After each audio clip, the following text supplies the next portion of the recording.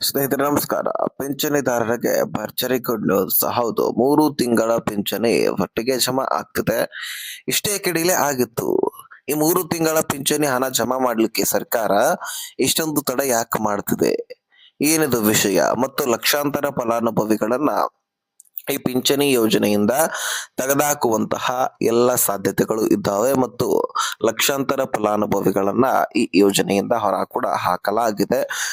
ಅದು ಯಾತಕ್ಕೆ, ಏನು ಕಾರಣ, ಎಲ್ಲವನ್ನು ಕೂಡ ಈ ವಿಡಿಯೋದಲ್ಲಿ ನಾವು ಗಮನಿಸ್ತಾ ಹೋಗೋಣ. ಮೊದಲನೇ ಹಂತದಲ್ಲಿ ಯಾವ ಯಾವ ಜಿಲ್ಲೆಗಳಿಗೆ ಈ ಪಿಂಚಣಿ ಜಮಾ ಆಗ್ತಾ ಇದೆ? ಹಿರಿಯ ನಾಗರಿಕರಿಗೆ, ಅಂಗವಿಕಲರಿಗೆ ಮತ್ತು ವಿಧವಾ ಮಹಿಳೆಯರಿಗೆ ಭರ್ಜರಿ ಗುಡ್ ನ್ಯೂಸ್ ಬಂದಿರತಕ್ಕಂಥದ್ದು.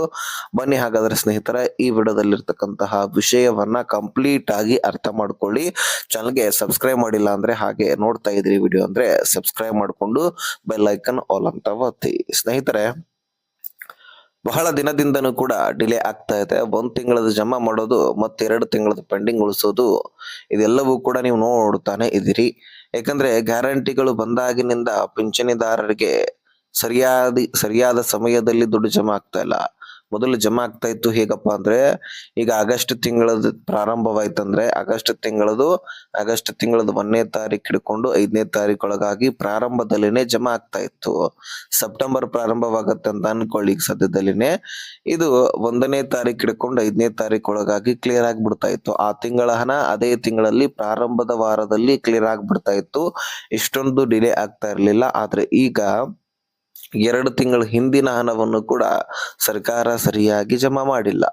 ಇದಕ್ಕಾಗಿ ಎಲ್ಲ ಪಿಂಚಣಿದಾರರು ಆಕ್ರೋಶಗಳನ್ನು ಕೂಡ ವ್ಯಕ್ತಪಡಿಸ್ತಿದ್ದಾರೆ. ಜೊತೆಗೆ ಪಿಂಚಣಿ ಯೋಜನೆಯಲ್ಲಿ ಈ ಬಾರಿ ಮತ್ತಷ್ಟು ಹೆಚ್ಚಿನ ಡಿಲೇ ಆಗಿದೆ ಅಂತ ಹೇಳಬಹುದು. ಅದರಲ್ಲಿ ಈಗ ಕಳೆದ 2 ತಿಂಗಳಿನಿಂದ ಸರಿಯಾಗಿ ದುಡ್ಡು ಬಂದಿಲ್ಲ. ಅದರಲ್ಲಿ ವೆರಿಫಿಕೇಶನ್, ಪರಿಷ್ಕರಣೆ ಇದೆಲ್ಲವೂ ಕೂಡ ನಡೀತಾ ಇದ್ದು ಲಕ್ಷಾಂತರ ಫಲಾನುಭವಿಗಳನ್ನ ತೆಗೆದುಹಾಕುವಂತಹ ಸಾಧ್ಯತೆ ಇದೆ. ಅದರಲ್ಲಿ 21 ಲಕ್ಷ ಫಲಾನುಭವಿಗಳ ಮೇಲೆ ಅನುಮಾನವಿದೆ. ಅದರಲ್ಲಿ ಹಿರಿಯರು ಬಂದ್ರು, ವಿಧವಾ ಮಹಿಳೆಯರು ಬಂದ್ರು, ಅಂಗವಿಕಲರು ಕೂಡ ಬಂದ್ರು. ಅನುಮಾನ ಬಂದಿದ್ದು ಒಟ್ಟಾರೆಯಾಗಿ ಅದರಲ್ಲಿ 18 ಲಕ್ಷ ಫಲಾನುಭವಿಗಳನ್ನ ಈ ಯೋಜನೆಯಿಂದ ತೆಗೆದುಹಾಕುವಂತಹ ಎಲ್ಲ ಸಾಧ್ಯತೆಗಳು ಕೂಡ ಇದ್ದಾವೆ ಅಂತೆ. ಅದಕ್ಕಾಗಿ ಬಹಳಷ್ಟು ಫಲಾನುಭವಿಗಳು ಈ ಪಿಂಚಣಿ ಯೋಜನೆಯಿಂದ ವಂಚಿತರಾಗುವಂತಹ ಎಲ್ಲ ಸಾಧ್ಯತೆಗಳು ಕೂಡ ಇದ್ದಾವೆ. ಯಾಕಂದ್ರೆ ಇವತ್ತು ಜಮಾ ಆಗತ್ತೆ, ನಾಳೆ ಜಮಾ ಆಗತ್ತೆ ಕಾಯ್ತಾ ಇರ್ತಕ್ಕಂಥವ್ರು ಕೂಡ ಬಹಳಷ್ಟು ಜನ. ಅದರಲ್ಲಿ ಫೇಕ್ ಡಾಕ್ಯುಮೆಂಟ್ಸ್ ಗಳಿಂದ ಅರ್ಜಿ ಸಲ್ಲಿಸಿದಂತವರು ಕೂಡ ಲಕ್ಷಾಂತರ ಜನ. ಅದರಲ್ಲಿ ಇನ್ನೂ ಮೃತಪಟ್ಟವರಂತರೂ ಹೇಳಬೇಡಿ. ಯಾಕಂದ್ರೆ ಲಕ್ಷಾಂತರ ಫಲಾನುಭವಿಗಳು ಮೃತಪಟ್ಟಿದ್ದಾರೆ. ಆದ್ರೂ ಸಹಿತ ಕಳೆದ 1 ವರ್ಷದಿಂದ ಅವರ ಖಾತೆಗಳಿಗೆ ದುಡ್ಡನ್ನ ಹಾಗೆ ಜಮಾ ಮಾಡಲಾಗ್ತಿದೆ. ಇದರಿಂದ ಸರ್ಕಾರಕ್ಕೆ ನೂರಾರು ಕೋಟಿ ಗಟ್ಟಲೆ ನಷ್ಟ ಆಗ್ತಾ ಇದ್ದು, ಅದಕ್ಕಾಗಿ ಸರ್ಕಾರ ಏನ್ ಮಾಡ್ತಾ ಇದೆ, ಪ್ರತಿಯೊಂದು ಯೋಜನೆಗಳಲ್ಲಿ ಕೂಡ ಪರಿಷ್ಕರಣೆಯನ್ನ ಪ್ರಾರಂಭ ಮಾಡ್ಕೊಂಡ್ ಬಿಟ್ಟಿದೆ. ಅದಕ್ಕಾಗಿ ಯಾರು ಅರ್ಹತೆಯನ್ನ ಹೊಂದಿರ್ತೀರಿ, ನಿಮ್ಮ ಖಾತೆಗಳಿಗೆ ಮಾತ್ರ ದುಡ್ಡು ಅನ್ನುವಂಥದ್ದು ಇಲ್ಲಿ ಸರ್ಕಾರದ ನಿಯಮ. ಯಾಕಂದ್ರೆ ಲಕ್ಷಾಂತರ ಫಲಾನುಭವಿಗಳು ಈ ರೀತಿ ದುಡ್ಡು ಪಡೆಯೋದ್ರಿಂದ ಸರ್ಕಾರಕ್ಕೆ ನಷ್ಟ ಅಂತರೂ ಉಂಟಾಗತ್ತೆ ಮತ್ತು ಅರ್ಹತೆ ಹೊಂದಿದವರಿಗೆ ಈ ರೀತಿ ಹೊಡೆತ ಬೀಳುತ್ತೆ. ಪರಿಷ್ಕರಣೆ ಮಾಡುವಾಗ ಇನ್ನೂ ಲಕ್ಷಾಂತರ ಫಲಾನುಭವಿಗಳು ಸಿಕ್ಕಿಬಿದ್ರೆ ಇನ್ನು ಹೆಚ್ಚಿನ ಫಲಾನುಭವಿಗಳು ಸಿಕ್ಕಿ ಬೀಳುವಂತಹ ಸಾಧ್ಯತೆಗಳು ಕೂಡ ಇದ್ದಾವೆ ಅಂತೆ. ಒಟ್ಟಾರೆಯಾಗಿ ಇಂತಹ ಎಲ್ಲ ಫಲಾನುಭವಿಗಳನ್ನ ತೆಗೆದುಹಾಕುವಂತಹ ಕೆಲಸ ಈಗ ರಾಜ್ಯ ಸರ್ಕಾರ ಮಾಡ್ತಾ ಇರುವಂತದ್ದು. ಅದರಲ್ಲಿ ಪಿಂಚಣಿ ಯೋಜನೆಯಲ್ಲಿ ಬಹಳ ವರ್ಷದಿಂದಲೇ ವೆರಿಫಿಕೇಶನ್ ಆಗಿರ್ಲಿಲ್ಲ. ಈಗ ನೋಡಿದ್ರೆ ಹತ್ತತ್ರ 21 ಲಕ್ಷ ಫಲಾನುಭವಿಗಳ ಮೇಲೆ ಅನುಮಾನ ಬಂದು ಬಿಟ್ಟಿದೆ. ಅದರಲ್ಲಿ ಹೆಚ್ಚಿನ ಸಂಖ್ಯೆಯಲ್ಲಿ ಮೃತಪಟ್ಟವರಿದ್ದಾರೆ. ಅದು ಹಿರಿಯ ನಾಗರಿಕರಲ್ಲಿ ಮತ್ತು ಹೆಚ್ಚಿನ ಒಂದು ಸಂಖ್ಯೆಯಲ್ಲಿ ಮೃತಪಟ್ಟವರು ಕಂಡು ಬಂದಿದ್ದಾರಂತೆ. ಅದಕ್ಕಾಗಿ ಒಟ್ಟಾರೆಯಾಗಿ ಈ ಪಿಂಚಣಿ ಯೋಜನೆಯಲ್ಲಿ ಸಂಪೂರ್ಣ ಪರಿಶೀಲನೆ ಮಾಡಿ ಯಾರು ಅರ್ಹತೆ ಹೊಂದಿರ್ತಾರೋ ಅವರಿಗೆ ಮಾತ್ರ ದುಡ್ಡು. ಇನ್ನು ಮುಖ್ಯವಾಗಿ ಬಯೋಮೆಟ್ರಿಕ್ ಇನ್ನೂ ಕೂಡ ಬಿಡುಗಡೆ ಮಾಡಿಲ್ಲ. ಪಿಂಚಣಿ ಯೋಜನೆಯಲ್ಲಿ ಅತಿ ಶೀಘ್ರದಲ್ಲಿ ಬಿಡುಗಡೆ ಮಾಡುವಂತಹ ಸಾಧ್ಯತೆಗಳು ಕೂಡ ಇದ್ದಾವೆ. ಯಾರು ಈ ಯೋಜನೆಯ ಲಾಭವನ್ನ ಪಡ್ಕೊಳ್ಬೇಕು ನೋಡಿ, ಅವರೆಲ್ಲರೂ ಕೂಡ ಬಯೋಮೆಟ್ರಿಕ್ ಮಾಡಿಸಿ ಅಂತ ಕಡ್ಡಾಯವಾಗಿ ಹೇಳ್ತಾರೆ. ಆದ್ರೆ ಇನ್ನೂ ಕೂಡ ಹೇಳಿಲ್ಲ, ಜ್ಞಾಪಕ ಇರಲಿ.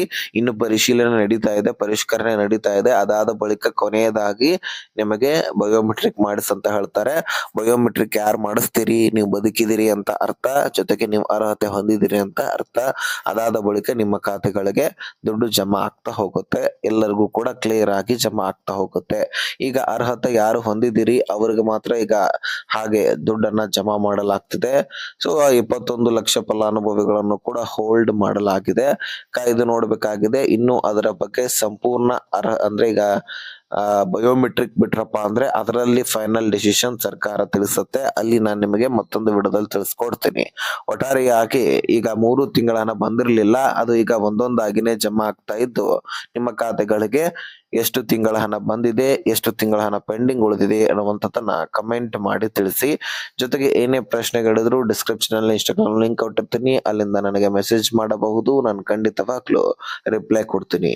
ಸ್ನೇಹಿತರೆ, ನಿಮ್ಮ ಖಾತೆಗಳಿಗೆ ಎಷ್ಟು ಕಂತಿನ ಹಣ ಬಂದಿದೆ, ಜೂನ್ ತಿಂಗಳದ್ದು ಬಂದಿದೆಯಾ ಅಥವಾ ಜುಲೈ ತಿಂಗಳದ್ದು ಬಂದಿದೆಯಾ ಅಥವಾ ಆಗಸ್ಟ್ ತಿಂಗಳದ್ದು ಬಂದಿದೆಯಾ ಅಂತ ಕಮೆಂಟ್ ಮಾಡಿ. ಜೊತೆಗೆ ನಿಮ್ಮ ಜಿಲ್ಲೆಯನ್ನು ಕೂಡ ಅಲ್ಲಿ ಮೆನ್ಷನ್ ಮಾಡಿ. ಓಕೆ, ಈ ಇನ್ಫಾರ್ಮೇಶನ್ ಪಿಂಚಣಿದಾರರಿಗೆ ಶೇರ್ ಮಾಡಿ, ಚಾನಲ್ಗೆ ಸಬ್ಸ್ಕ್ರೈಬ್ ಮಾಡ್ಕೊಳ್ಳಿ.